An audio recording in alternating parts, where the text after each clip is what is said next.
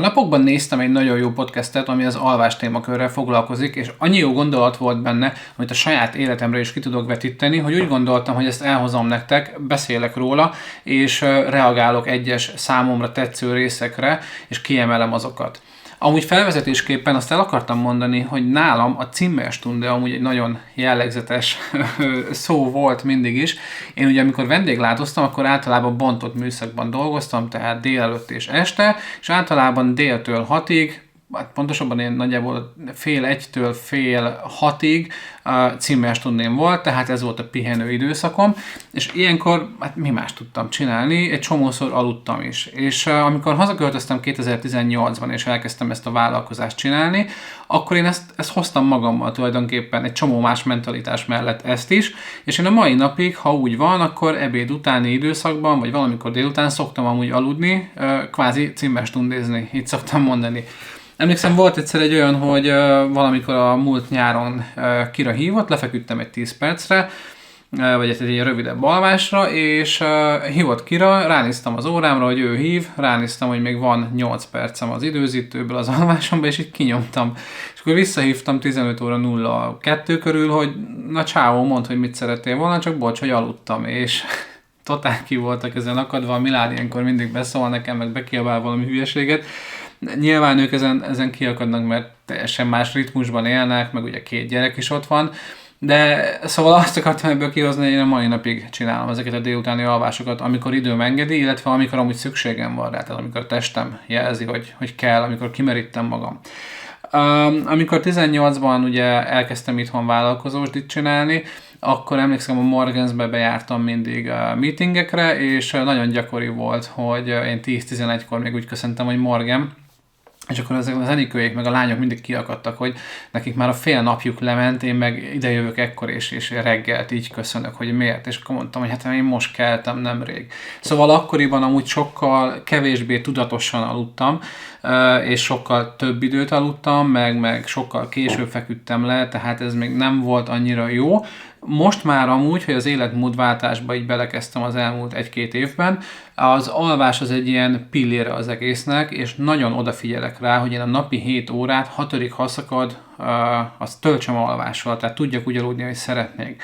Általában a nyári időszakban inkább éjfélkor fekszek le én is, és akkor éjféltől 7-ig alszok, most a téli időszakban ez inkább ilyen 11-től 6 óráig, vagy hogyha nagyon kimerülök, akkor van, hogy már este 10-kor lefekszek aludni, és akkor alszok 6-fél 7-ig, mikor hogy, tehát ez átlagosan 7 óra alvás, ami rám jellemző, és amivel én jól működök, azt tapasztaltam. Ha pedig nagyon kimerítem magam, akkor ez a 8-9-et alkalomattán. Illetve ha nagyon kompromisszumos időszakon van, akkor pedig ezért a 6 óra az a minimum, amire szükségem van. No, hát ez lenne így a felvezető, és akkor nézzük is a podcastet, elkezdek bejátszásokat hozni, és arra reflektálok. Illetve amikor készültem erre a videóra, találtam egy másik nagyon jó podcastet, aminek a nézése még folyamatban van, és valószínűleg majd a második részben fogok erről beszélni, mert hogy amúgy annyi témakört hoztam, és írtam fel egy kis cetlimre, hogy a korábbi próba felvételek mentén arra jutottam, hogy ez egy 2 részes videó lesz. Szóval az előző videó nagyon érdekes tanulmányokat említ, többek között arról, hogy a most 5-10 év közötti gyerekek már alvás problémákkal kerülnek oda hozzájuk. Ez egy alváskutató férfi, hogyha jól emlékszem. És hogy nem értették eleinte, hogy mi okozza ezt a problémát, hogy rájöttek, hogy az, hogy ők az a generáció, akik elsők között kaptak telefon mindenhez. Mert ugye mit csinálnak mostanában a szülők, és bocs, hogyha ezt magatokra veszitek, de hogy tényleg én is ezt látom, minden körülmények között a telefont a gyerek kezébe nyomják, hogy csendben legyen lényegében, és minden más lehessen csinálni. És ezzel igazából, hogy folyamat képernyő előtt vannak a gyerekek, a biológiai ritmusukat változtatják meg, mert ugye ezek a kék fények hatásáról van szó tulajdonképpen, és elnyújtják az aktív ébreléti időszakot, és ez hat ki az alvásukra. És amit a Pasi mond, nagyon érdekes gondolat, hogy képzeljük el, hogy mi lesz mondjuk 10 év múlva ezekkel a gyerekekkel, amikor felnőnek, hogyha már most alvási problémáik vannak. Nagyon izgalmas témakör. Illetve amit még kiemeltek, ami nagyon tetszett nekem, az a tudatosság az alvás tekintetében, hogy a modern életünket, a modern problémákkal teli és rohanós életünket hogyan hangoljuk össze mégis a megfelelő mennyiségű és minőségi alvással, hogy hogyan küzdjünk meg ezekkel a modern életbeli problémákkal, hogy a későbbiekben ne legyenek gondjaink, akár egészségügyiek. Szóval ilyen témák mentén fogok beszélni. Ez az első rész meg inkább egy kicsit általánosabb, és szélesebben nem csak az alvásról beszél, hanem akár a napközbeni rákészülésekről, hogy az alvás maga milyen legyen, de majd megértitek úgyis nem sokára. Kezdjük is akkor el. Nagyon jó, mert hogy teljesen más életet élünk, mint a szüleink vagy nagyszüleink életek. Teljesen más világ vesz minket körül, és ennek a hatásait a hétköznapokban nem mindig érezzük, de tetten érhető mindenhol. Sokkal több stressz ér minket a hétköznapokban, sokkal tovább vagyunk ébren, sokkal jobban kinyújtottuk a napunkat, tehát már igyekszünk minél többet belepréselni az életünkbe. Igazából mind-mind tetten érhetően rontja az alvásunkat, és már most értünk meg arra a szintre, hogy több tényező hatása miatt egyszerűen most már elromlott az alvásunk. Amúgy nagyon jó ez a felvezető, mert én is azt látom, hogy az életmódváltás mentén ez egy nagyon komplex dolog, ahogy elkezdtem élni, és hogy mennyi mindenre figyelek oda, és az alvás, bár egy fontos része, de csak egy összetevője a soknak. És amit még érdemes lehet tudnotok, hogy én a tavalyi évben elhatároztam, hogy nekem nem a munka lesz az első helyen. Ez így furcsán hangozhat, mert persze a pénz az nagyon is egy fontos összetevője annak, hogy én ezen az életszínvonalon élhessek, ahogy élek, és ez alatt nem kell nagy dolgokat érteni. Csak az, hogy random megvehessek egy könyvet, ha épp az megtetszik, vagy jókat ehessek, jókat főzhessek, alhassak tényleg akár 7 órát, akkor dolgozzak, amikor tudok és szeretnék, megvehessem az edzésekre a bérleteket. Tehát, hogy nekem ezek a dolgok jelentik amúgy a jó életszínvonalat. De az, hogy ezt megtehessem, ahhoz ugye nyilván pénz kell, viszont nem szabad, hogy a munka az első helyen legyen, és mindent leuraljon. Erre jöttem rá, és sokkal inkább az én az, ami az első és a második helyen van, és az életvitelem és a ritmusom, hogy ne csak a monitor előtt üljek állandóan, ne csak dolgozzak, ne csak üljek állandóan, és ne az legyen, hogy az alvásból veszek el. Tehát nekem is ez egy nagyon fontos gondolatom volt, amikor elkezdtem ezt a változást. Csendben egyre jobban merítjük magunkat a felpörgött életünkkel, a 0-24 órás elérhetőséggel, hogy mindent is meg akarunk csinálni, meg mindent el akarunk érni. Na ez, amit igazából előrevetítettem, tehát hogy ez a 0-24-es elérhetőség, és mindig mindent azonnal, amiből nekem elegem lett. És nagyon sok olyan rituálét hoztam be, amiből már nem engedek amúgy. Tehát, hogyha egy munkát elvállalok, nekem nagyon fontosak az étkezési szünetek.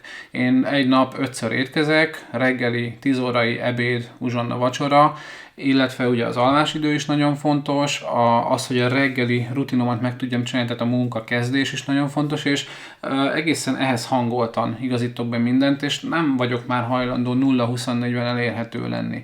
Ami tudom, hogy nagyképűen vagy furcsán hangozhat, de este 11-kor, ha írtok munkával kapcsolatban, nem fogok már válaszolni úgy, mint 5 éve mondjuk, mert nem, majd reggel 8-tól válaszolok munkaidőben. Mert azt gondolom, hogy ez mindig így van, máshol is így van. És hogyha én valakinek ugyanilyen későn írok, mert velem is megesik, akkor az az első, hogy hozzáteszem amúgy, hogy nem most válaszolj munkaidőben, csak leírtam, mert nekem ez a most jutott eszemben. Tehát, hogy próbálom jelezni, hogy tisztában vagyok be, hogy ez tiszteletlen lenne, ha elvárnám, és hogy nem is szeretném, hogy válaszoljon, csak akkor van mondjuk nekem is időm gondolkodni este 8-kor, és gyors leírom. Ez nem tudom mennyire helytálló amúgy, lehet, hogy felírhatnám egy szettlire, és én is reggel írjak inkább, de ezt mindenképp bele szoktam fogalmazni, hogy munkaidőbe válaszoljanak, ne akkor este, nem várom el. Mondjál el légy szíves segítséget, hogy tudunk regenerálódni napközben, igen, és hogy tudunk felkészülni az éjszakai alvásra. Igen, az első ilyen egyértelműen, hogy tartsunk szünetet. Ez lehet, hogy egyszerűen hangzik, de hogy nem tartunk szünetet. És amúgy tényleg, én erre is oda kezdtem figyelni már az elmúlt időszakban, hogy ha nagyon hajtós időszak van, akkor én is leülök reggel 8-kor mondjuk a gép elé, és 4-5-ig ott ülök előtte, és alig mozdulok meg, illetve hát leginkább régen csináltam ezt, de most már próbálok figyelni rá. Felkelek inni óránként. Ugye alapból a vízfogyasztásomra figyelek, a napi 3 liter az a minimum. Egy gyógyszer miatt is, meg a hozzáállásom miatt is amúgy. Ez miatt viszont egy csomószor kint hagyom a kulacsomat, ki kell mennem érte. Vagy csak így gondolok egyet, tele a komposzt leviszem, vagy leviszem a kutyámat WC-re, vagy elugrok boltba emberek közé, érjenek ingerek, egy kicsit visszatöltődjek, vagy vagy csak úgy random sétálok a lakásban egyet, vagy kimegyek enni, vagy a 10 óraimat megcsinálom, ide megyek, oda megyek, teszek-veszek a lakásban, hogy legyen a mozgás amúgy, és ha arról van szó, akkor amúgy elmegyek mondjuk sportolni is napközben, vagy elmegyek futni, vagy bármilyen. Tehát ez tényleg nagyon fontos, ez egy jó gondolat, és erre figyelek, és sokkal jobban működök azóta.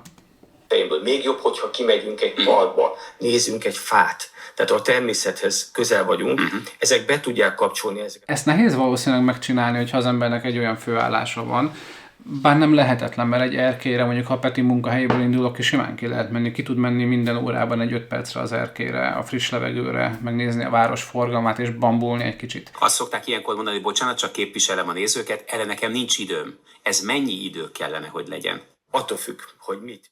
Idehoztam amúgy egy cetlimet, egy 2 oldalas cetlit írtam jegyzetekből, ebből a podcastből. Szóval a napközbeni regeneráció volt most ez a témakör, és ahogy mondtam, hogy még beszélek majd az esti rutinról, az most pont a következő téma lesz, úgyhogy folytassuk is.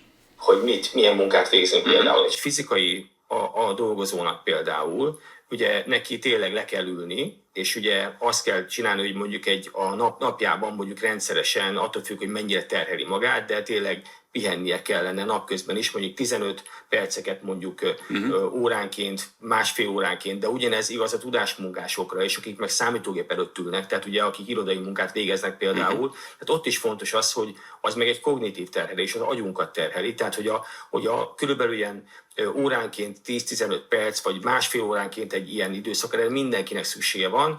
És szerintem erre nem lehet kifogás az se, hogyha valaki irodába dolgozik, mert pont Niki mesélte, hogy ő mondta, hogy a nyomtatót ne rakják be az irodába, hanem legyen kint a folyosón. Ezzel is elérve azt, hogy neki ki kelljen állandóan sétálnia, hogyha nyomtat valamit. Tehát már megvan oldva az, hogy mondjuk óránként sétáltál, vagy 2 óránként. Meg az, hogy én most felkelek, megyek egy kört az asztal körül, hát először hülyének fognak nézni, de nem lehetetlen. Miért nem? Annyira be van osztva a napja, folyamatosan egyfolytában egyik meetingről a másik meeting, hogy szinte arra sincs ideje, hogy levegőt vegyen, és akkor zöld vagy töltődő regeneráló csak, amikor például leül és 5 perc alatt gyorsan eszik, és ez azért nonsense, mert igazából... Az evés, már említettem meg azt, hogy ugye az étkezési időszakaim fontosak. Én például a munkánál is úgy vagyok, hogy az ebédidő nekem nagyon fontos, és ez a dél és egy között meg kell, hogy történjen, és én ehhez ragaszkodok, hogyha dolgozok is. Sokszor van úgy például, hogy volt már olyan például, hogy jeleztem egy munkánál, hogy csinálhatjuk délelőttől délutánig átívelően, de nekem déltől egyig ebédszünetem van, és lesz, és nekem ez fontos. Más kérdés, hogy pont ennél a munkánál végül csúszva volt, mert annyira flowba voltunk, és annyira ment a munka, hogy én mondtam, hogy ne álljunk most le, és mondták is, hogy de hát Ádám, bementünk az ebédidődbe, hogy nem baj, és mondtam, hogy nem, most ez nem baj, tehát néha én is teszek kivételeket persze, de alapvetően nagyon fontos, hogy ez a napi idő rutinom is meglegyen, és hogy az étkezésem is meglegyen, és amit sokáig nem hittem, mert én falva kajáltam, hogy tényleg lassan kell lenni élvezettel. Egyfelől a gyomromnak is nagyon jó, de ez egy másik podcast, egy másik téma lesz majd egyszer, vagy egy másik vlog pontosabban. Másfelől pedig tényleg így a rákészülés a napra, hogy nem stresszelek, nem kapkodok, vagy hogyha a munkába stresszelek és kapkodok is, meg pörgök, akkor egy picit megnyugszok, lelassulok vissza, és egy kicsit töltök. Igazából az idegrendszer kb. Ilyenkor kap így levegőt, egész egyszerűen annyira nem hagy magának esélyt, hogy már az evés közben is kell, hogy töltődjön egy picit, de sok ember még akkor se tud töltődni. És van még egy dolog, amit szerintem mindenkinek felírnám receptre kb. Az én idő. De annyira bekapcsolt állapotban vagyunk, annyira összefüggésben vagyunk mindig, elérhetőek vagyunk 0-24 órában. A telefonunkon bárki bármikor ránk tud írni például, és akkor miért nem írsz vissza? Tehát, hogy kell egy picit, amikor magam vagyok, és magammal foglalkozok. És az jó, hogyha az nem csak a mindennapokban van, hanem vannak hosszabb ilyen pihenő időszakok, tehát a szabadság, meg ilyenek. Tehát, hogy ez egyáltalán nem gond, sőt, azt kéne először betervezni a napunkban, hogy mikor van hosszabb pihenés például. Ezt gyakran elfelejtjük. Nagyon egyetértek veled. A hosszú pihenés meg az én idő témakör is nagyon jó. Én például úgy írom a naptáramat mostanában már, tehát amióta a sport és ez az egész életmódváltás ennyire aktívan az életem része, hogy először megírom mondjuk az olasz óráimat, most épp olaszul tanulok, és megírom az edzéstervemet. És ezekhez igazítom utána a többi szabadidőpontot, és hogyha valaki egy fotózásra időpontot kér, akkor ugye ennek mentén adok alternatívákat. Tehát, hogyha én nekem kedden nem tudom 3-től 5-ig edzésem van, akkor 3-ig tudok dolgozni, fél 3-ig, illetve 5-től, 4-6-tól tudok dolgozni, és akkor tudok alternatívát javasolni azon a napon, vagy előtte, vagy utána a napon. Tehát, hogy ehhez igazítva, ehhez mérten. És ugyanúgy mondjuk a pihenésekkel, hogyha van egy pörgős, húzós napom, akkor a másnap az nekem tuti lassú lesz, és akkor másnap biztos, hogy elmegyek sétálni, bepótlom az olvasást, ami kiesett, bepótlom a nyugodt tevést, bepótlom az alvást, bepótlom az edzést, egy csomó minden mást. 2-3-szor említetted az előbb a képernyőt. Nyilván ez telefon és a klasszikus monitor. A képernyő, a kék fény az ennyire nagy ellensége a jó alvásnak. Igen, és ez is egy jó téma, ugye már az elején felhoztam ezt, hogy a másik podcastben milyen eredményekre jutottak a gyerekek kapcsán, úgyhogy nagyon érdekes téma, és erre is van egy sajátos tapasztalásom, amit majd mindjárt elmesélek. És ennek több oka van, mert hogy ugye úgy van, hogy van a természetes alvás ritmusunkat, a cirkadián ritmusunk határozza meg, ami azt jelenti, hogy van egy ilyen belső biológiai óránk. Kizárólag este van, amikor a lenyugvó nap van, akkor van ugye a vörös és narancssárga fények. Ez egy jelzés az embernek, szervezetnek normális alapban a cirkadián ritmusunknak, hogy hoppá, kezdődik az éjszaka. És amikor viszont kék fényt nézünk, tehát a monitort vagy telefont, becsapjuk a szervezetet. Akkor annyi történik, igen, azt mondjuk, hogy még nincsen este, eltolja a cirkadián ritmusunkat. És később kezd el termelni emiatt a melatonin. Sokáig nem hittem benne, vagy nem vettem komolyan, és az elmúlt időkben száműztem a telefont a hálóból, kint hagyom a konyhában, előtérben direkt, felrakom a töltőre, és nincs is nálam. És nem telefont nyomkodok lefekvéshez, hanem olvasok már hosszú ideje. Ráadásul a hálóban sárga, tehát melegfényű fény van, nem pedig hidegfényű égőket használok, ami pedig szintén ugye ezt a bioritmust táplálja, segíti. És amúgy az, hogy a tévét és a telefont mellőztem az estékből, a lefekvésből, és inkább olvasok, ez sokkal jobb, és az alvásomat ténylegesen segíti. Amúgy az ébredésem is hasonló, ezt is így átvettem, hogy van pár pont, amit ébredés után végigveszek, tehát az, hogy az ébresztőt követő 10 másodpercen belül a lábad kerüljön ki az ágyból, keljek fel, nyissam ki az ablakot, ágyazzak be, és sétáljak ki, és folytassam a napi rutinomat. Tehát, hogy ezt is így pontról pontra próbálom mindig végigvenni. Ez amúgy egy ilyen szamuráj életbölcsesség, vagy életvitel gondolat, ami mentén a reggeleimet csinálom. De hogy ott se a telefon az első. Legkorábban akkor telefonozok, amikor már nem vagyok a kertben szanszával, főleg ilyenkor télen egész unalmas, és akkor csak a kávét kortyolva, akkor így már pörgetem, ha arról van szó. Nyáron viszont sikerült az is, hogy nem vittem le, és akkor tényleg csak kávét kortyoltam, és amit az előbb említettem, hogy madárcsicsergés, szélfújás, fák, stb. Tehát, hogy ezekre figyeltem, és meg a fényt, hogy magamba beengedni, tehát, hogy a telefont a reggelekből is kisebb-nagyobb mértékben mellőzöm, és ez is tök jó hatással van, sokkal jobban indul a nap. A másik, amit pedig kérdeztél, a rövid alvás, ugye? Ezek a mikroalvások, vagy nem tudom, hogy nevezik, a menedzserek szokták használni, hogy napközben, akár ebédidőben alszanak egy 20 percet, és azt mondják, hogy ők ettől jól vannak. Én nem tudom ezt használni, mert nem működik nálam ez. Az olaszok tudnak erről beszélni, hiszen a siestát ők igen. Jól és egészségesebben is élnek. Nem véletlen ez. Ez az úgynevezett gyors alvás, vagy power nap, tehát ilyen kb. 20 perc az ideális, tehát ennél több az már nem jó. Ez amúgy teljesen... Mindjárt bejátszom ezt is, mert nagyon jókat mondanak, de azt el kell mondanom, hogy ezeket a gyors alvásokat én is csinálom. Ugye a videó elején említettem a címmestundét, és ennek a lebutított verziója most már nálam is, ez a 10, maximum 20 perc alvás. Általában valamikor délután, amikor egy kicsit úgy érzem, hogy lemerültem, egy 10 perces visszaszámlálót szoktam indítani a telefonomon, és akkor azzal fekszek le aludni. Nem alszok el igazán mélyen, de már félig ilyen álomszerű állapotban vagyok ilyenkor, szóval nagyon jól hat rám. Ha nagyon fáradt vagyok, akkor rá szoktam tenni egy 10 perces ismétlőt, és akkor 20 percet alszok, de ott akkor biztosan felkelek. És mondjuk ez követő első perc egy kicsit kótyagos, de rá egy 5-10 percen már nagyon durván pörgök, és nagyon durván tudok újra produktív lenni. És ez a témakör összefügg amúgy a kávéval is majd, de azt már majd a következő videóban fogom kibontani, mert a podcast is beszél amúgy erről, és a kettő össze tud függni, vagy a kettőt össze lehet hozni, és én ezt csináltam is, úgyhogy nem tudtam róla. Na, de ezt majd a következőben, ezt még bejátszom, mert nagyon hasznos gondolatok vannak benne.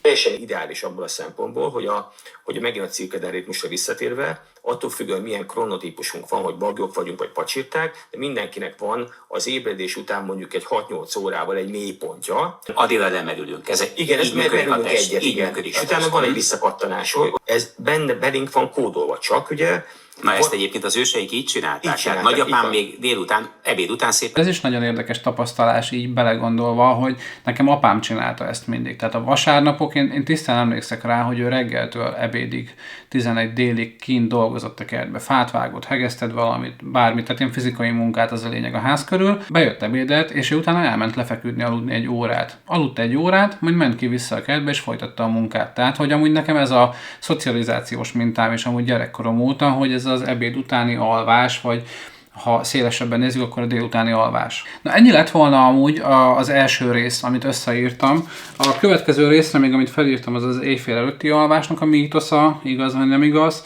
Aztán ez az alszok majd, ha meghalok, meg majd alszok a sírban, ezt nagyon sokat hallottam én is, hagyjuk is inkább.